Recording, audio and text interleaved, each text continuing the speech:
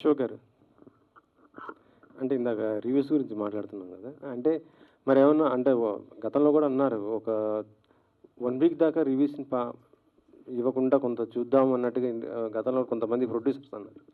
మరి దానిపైన ఏమన్నా మీరు ఏమన్నా వాళ్ళు మాట్లాడుకోవాలి? అట్లీస్ట్ వారం అన్నారు సార్.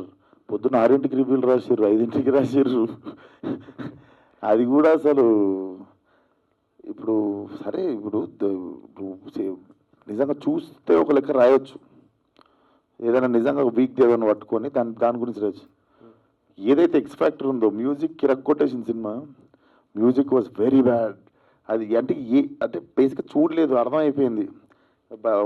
ఏదో నైట్ నేను పొద్దున్న రాసేసుకొని పెట్టుకుర్రు, పొద్దున పోస్ట్ చేసిర్రు, అది అంతే.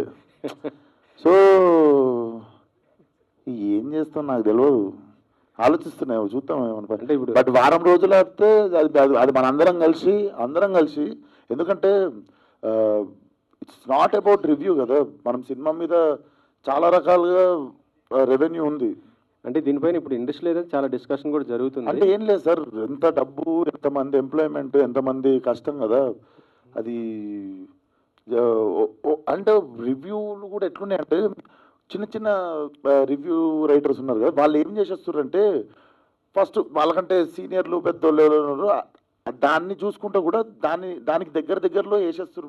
మనం దానికంటే దగ్గర లేకపోతే మనది వాళ్ళంత పెద్దది కాదేమనుకోని, అది ఏందో అది అర్థం కాని పంచాయతీ అది. కానీ బట్ దాని గురించి అసలు మాట్లాడాలనుకోలేదు తెలుసా. నాకు కూర్చొని నా ఆడియన్స్కి థ్యాంక్ యూ చెప్పాలని ఉండే.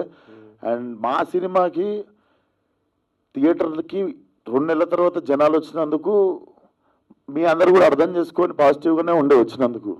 So I just wanted to keep it very simple and లౌడ్గా ఉండొద్దు అనుకున్నాం. మా ఏదైతే ఇప్పుడు ఓ 2-3 డేస్ అన్నా అట్లీస్ట్, ఎందుకంటే మార్నింగ్ కూడా వంశన్న అందరూ వాళ్ళ అంతర్క్రియల కార్యక్రమంలో ఉండే కాబట్టి. సో అసలు పెట్టొద్దు అనుకుని లాస్ట్ మినిట్లో ఇంకా లేదు పెడదాము, ఎందుకంటే we have to thank audience first.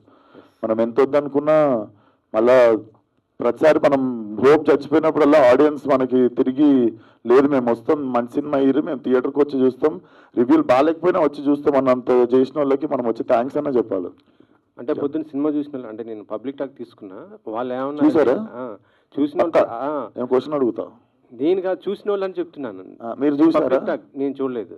మరి మీరు చూసినాక అదే టాక్ ఇది చెప్పేదేనండి. అంటే వాళ్ళు చెప్పింది ఏంటంటే గామి తర్వాత మళ్ళీ డిఫరెంట్గా చేశాడు, అంటే అదే డిఫరెంట్ అంటే దానికంటే డిఫరెంట్ అనేసి వాళ్ళు చెప్పడం జరిగింది. అది సో ఇలాగే చేస్తుంటారా డిఫరెంట్గా వచ్చినప్పుడు స్టోరీస్?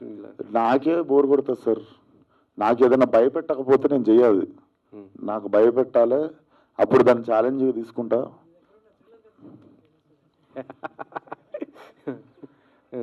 ఆబ్వియస్లీ సార్, తెలుసు, మీ అందరికి తెలుసు, పెట్టుకున్నా అంటే ఏదో పెద్ద పంచాయితీ పెట్టుకుంటా, ఏదో భయపెట్టేది లేకపోతే చేయగలుగుతారా ఇడు అనేదే పెట్టుకుంటుంది అన్న.